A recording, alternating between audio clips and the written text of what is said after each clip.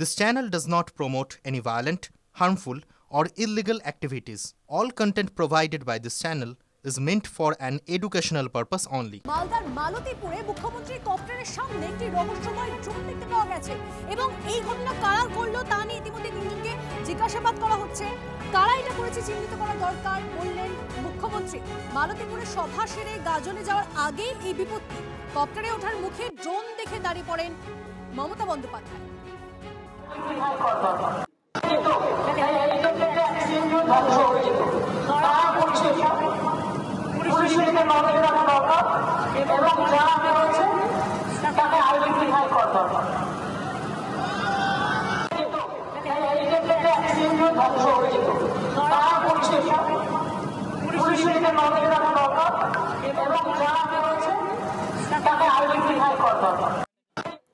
সুব্রত সমাজের প্রতিনিধি আমাদের সঙ্গে রয়েছে। সুব্রত, সেই ঘটনার সঙ্গে কারা জড়িত এখন অব্দি সেটা সামনে এসেছে? সুব্রত, শোনা যাচ্ছে? বেশ, সুব্রতের সঙ্গে কথা বলবো আমরা। তবে এই মুহূর্তে যে ব্রেকিং নিউজ আসছে, কপ্টারে ওঠার মুখেই এই ঘটনা ঘটে এবং মুখ্যমন্ত্রী তিনি দাঁড়িয়ে যান। মালদার মালতীপুরে বিপত্তি, তদন্তের নির্দেশ দেওয়া হয়েছে। সুব্রতের সঙ্গে কথা বলবো। সুব্রত, এই ঘটনা কারা ঘটিয়েছে, সামনে এসেছে কিছু? দেখো, এখনো পর্যন্ত যেটা জানা গেছে যে সেই একটা রহস্যময় ড্রোন উঠছিল এবং যেহেতু মুখ্যমন্ত্রী সেখান থেকে বেরোনোর সময় হঠাৎ করে তার মাথার উপর দিয়ে সেই ড্রোনটা উড়ে যায় এবং সঙ্গে সঙ্গে তিনি সেটা নিয়ে রিয়াকশন দেন যে এমনকি বিজেপির চক্রান্ত এই কথাও বলেন। তো তা এরপরেই পুলিশ ওখানে সেই ড্রোন যারা চালাচ্ছিল, অপারেট করছিল, তাদের তিনজনকে আটক করেছে। কিন্তু যে বিভিন্ন সূত্রে, এমনকি রাজনৈতিক মহলের সূত্রেও যেটা জানা যাচ্ছে যে এরা যারা ধরেছে তারা মূলত এই মুখ্যমন্ত্রী যে পুরো ভিডিও কভারেজ করছিল এবং সেটা তৃণমূলেরই যে দলের তরফ থেকে যে করা হয় তাদেরই কেউ সেই ড্রোন ব্যবহার করছিল মুখ্যমন্ত্রী সেই ছবি তোলার জন্য, এমনটা কিন্তু আপাতভাবে জানা যাচ্ছে। যদিও এই বিষয়ে এখনো কোনো তৃণমূলের কোনো নেতা এই বিষয়ে কোনো স্বীকার করেননি, যেহেতু মুখ্যমন্ত্রীর স্বভাব চলছে, সবাই ব্যস্ততার মধ্যেই রয়েছেন এবং তাছাড়া এটা বিতর্কিত বিষয় বলে সবাই কিছুটা হলেও এড়িয়ে যাচ্ছেন। কিন্তু এটা অনেকটাই স্পষ্ট হয়েছে। তবে তিনজনকে আটক করা হয়েছে এবং এই মুহূর্তে তাদেরকে জিজ্ঞাসাবাদ করা হয়েছে। বেশ, ধন্যবাদ সুব্রত। সেই মুহূর্তে সেই ছবিটা আপনারা দেখছেন যে এই মুহূর্তে তিনজনকে আটক করা হয়েছে এবং তাদেরকে জিজ্ঞাসাবাদ করছে পুলিশ। কারা ড্রোন ওড়ালো, কি উদ্দেশ্যে সেই ড্রোন উঠছিল মমতা বন্দ্যোপাধ্যায়ের কপ্টারের সামনে, সেই সমস্ত বিষয়ে জিজ্ঞাসাবাদ চালানো হচ্ছে। সেই ছবি দেখছেন আপনারা। তার মধ্যে রহস্যটা কি? আজকে ড্রোনের ব্যাপার, প্রত্যেকদিন এইসব ঘটনা ঘটছে কেন? এর মধ্যে কি কোনো বিশেষ ষড়যন্ত্র আছে? একটা বড় ষড়যন্ত্র এর মধ্যে আছে। শেষ পর্যন্ত বিজেপি আর কিছু না পেরে বাংলা দখলের উদ্দেশ্যে তারা কি এত নিচু একটা ষড়যন্ত্র করবে যে মমতা বন্দ্যোপাধ্যায়ের জীবন নিয়ে ছিনিমিনি খেলবে? আমরা খুব শঙ্কিত আছি। আবার উল্টো দিকে আমরা সাবধানও করে দিচ্ছি অমিত শাহ এবং নরেন্দ্র মোদীকে, যদি কোনো ক্ষতি আমাদের নেত্রীর হয় তাহলে কিন্তু শুধু বিজেপি পশ্চিমবঙ্গ থেকে একদম মুছে যাবে তাই নয়, সারা ভারত থেকে বিজেপিকে বিতাড়িত হতে হবে। এদিকে ভোটের মুখে ভিন রাজ্য থেকে টাকা, মাদক ঢোকানো হচ্ছে, এই অভিযোগ করেছেন মুখ্যমন্ত্রী মমতা বন্দ্যোপাধ্যায়। এতে কেন্দ্রীয় সরকার সরাসরি জড়িত, কারণ কেন্দ্রীয় এজেন্সিকে দিয়েই এসব করানো হচ্ছে। মানিকচকের সভা থেকে দাবি মমতা বন্দ্যোপাধ্যায়। লক্ষ্য রাখবেন, ট্রেনে করে গুন্ডা যেন না ঢোকে। বাইরে থেকে বাসে করে আর ট্রেনে করে লোক ঢোকাচ্ছে। পাড়ায় পাড়ায় খবর রাখুন বাইরে থেকে কারা আসছে আর কোন কোন হোটেলে থাকছে। হোটেলে হোটেলে টাকার আমদানি আর রপ্তানি হচ্ছে।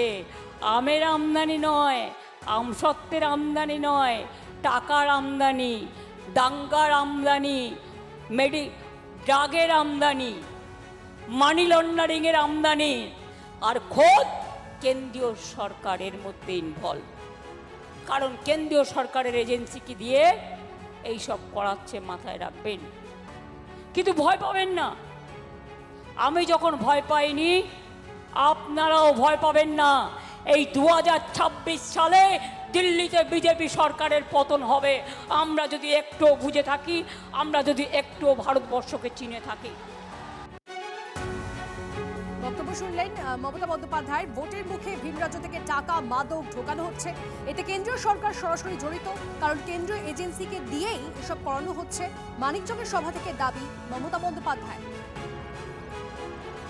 গুরুতর অভিযোগ মমতা বন্দ্যোপাধ্যায়, কেন্দ্রীয় সরকার সরাসরি জড়িত, ভোটের মুখে ভিন রাজ্য থেকে টাকা মাদক ঢোকানো হচ্ছে বলে অভিযোগ, কারণ কেন্দ্রীয় এজেন্সিকে দিয়েই এসব করানো হচ্ছে, মানিকচকের সভা থেকে দাবি মমতা বন্দ্যোপাধ্যায়। আর একবার আপনাদেরকে জানিয়ে রাখি, বিভিন্ন জায়গায় জনসভা করছেন মমতা বন্দ্যোপাধ্যায়। তৃণমূল সুপ্রিমো, তার গুরুতর অভিযোগ ভোটের মুখে বাংলায় টাকা ঢুকছে, মাদক ঢুকছে, এতে কেন্দ্রীয় সরকার সরাসরি জড়িত, কারণ কেন্দ্রীয় এজেন্সিকে দিয়ে এসব করানো হচ্ছে, মানিকচকের সভা থেকে দাবি মমতা বন্দ্যোপাধ্যায়।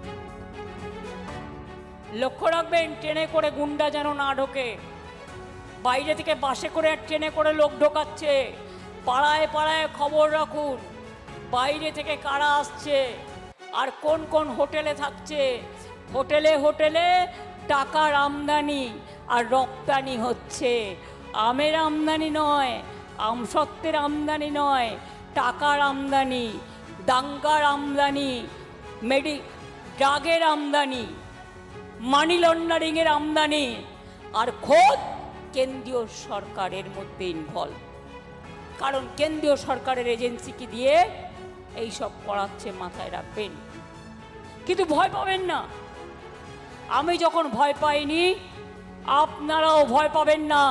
এই 2026 সালে দিল্লিতে বিজেপি সরকারের পতন হবে আমরা যদি একটু বুঝে থাকি, আমরা যদি একটু ভারতবর্ষকে চিনে থাকি। বিজেপি সাংসদ রাহুল সিনহা এই মুহূর্তে আমাদের সঙ্গে রয়েছেন। রাহুল বাবু, আপনি শুনলেন মমতা বন্দ্যোপাধ্যায় অভিযোগ করছেন যে ভোটের মুখে ভিন রাজ্য থেকে টাকা মাদক ঢোকানো হচ্ছে, কেন্দ্রীয় এজেন্সি জড়িত রয়েছে।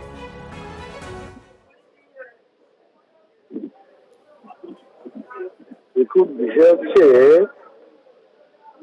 তৃণমূল কংগ্রেস পুলিশকে টাকা পাচারের হাতিয়ার বানিয়েছে।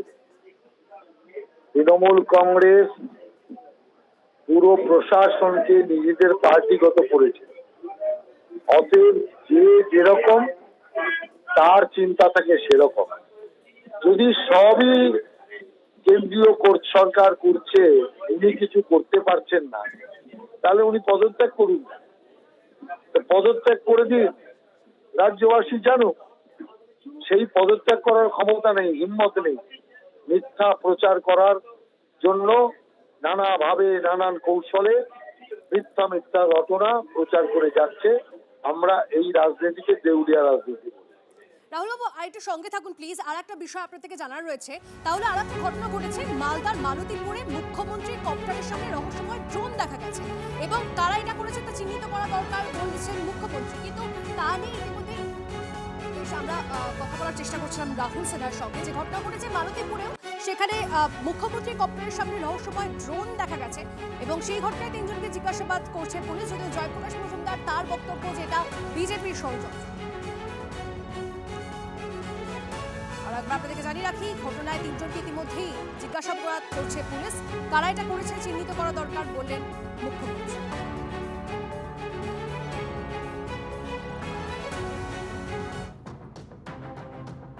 মিছিল করে মনোনয়ন জমা দিতে যাচ্ছেন খড়গপুর সদরের বিজেপি প্রার্থী দিলীপ ঘোষ। একেবারে সমমেজাজে রয়েছেন তিনি। দিলীপের মনোনয়নে শুভেন্দু অধিকারী, দিল্লির মুখ্যমন্ত্রী রেখা গুপ্তা। আজ পশ্চিম মেদিনীপুরে বিজেপি প্রার্থীদেরও মনোনয়ন জমা। মনোনয়নের আগে মন্দিরে পুজো দেন দিলীপ ঘোষ।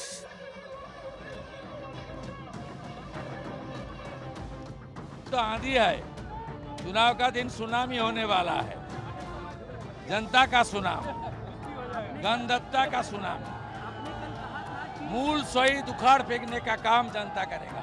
जितना भी फर्जी मामला बीजेपी का खिलाफ हुआ सब पहले कैबिनेट में हम लोग उठा लेगा, और जितना लोग जेल में जा गया उसका 5,000 रुपया करके महीने में संग्रामी भाता देने का काम बीजेपी सरकार करेगा। ঢাকঢোল বাজিয়ে মিছিল করে মনোনয়ন জমা দিলেন জলপাইগুড়ির তৃণমূল প্রার্থী কৃষ্ণ দাস। মনোনয়ন পেশের আগে কেন্দ্রীয় বাহিনীর জওয়ানদের করমর্দন করে আলিঙ্গন করলেন তৃণমূল প্রার্থী কৃষ্ণ দাসের বক্তব্য, তিনি 3 বছর এসএসবিতে চাকরি করেছেন। বাড়িঘর ফেলে পরিবার পরিজন থেকে বিচ্ছিন্ন হয়ে ডিউটি করা কতটা কষ্টকর তা তিনি জানেন, তাই কেন্দ্রীয় বাহিনীর জওয়ানদের সঙ্গে সৌজন্য বিনিময় করেছেন।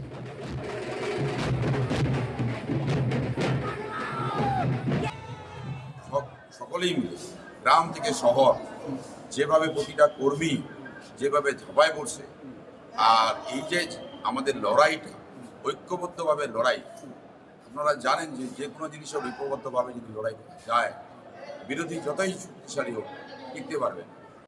সিও অফিসের সামনে অশান্তি বিক্ষোভের ঘটনায় জোড়া এফআইআর হেয়ার স্ট্রিট থানার। পুলিশ সূত্রে খবর, 2টি মামলায় প্রিভেন্টিভ অ্যারেস্ট 18, 2 তৃণমূল কাউন্সিলর সহ 12 জনকে নোটিশ পাঠিয়ে থানায় তলব করা হয়েছে।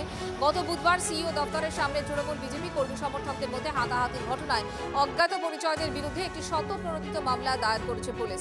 অপর একটি স্বতঃপ্রণোদিত মামলা হয়েছে তৃণমূলের 2 কাউন্সিলর, শিক্ষক নেতা সহ 6 জনের বিরুদ্ধে।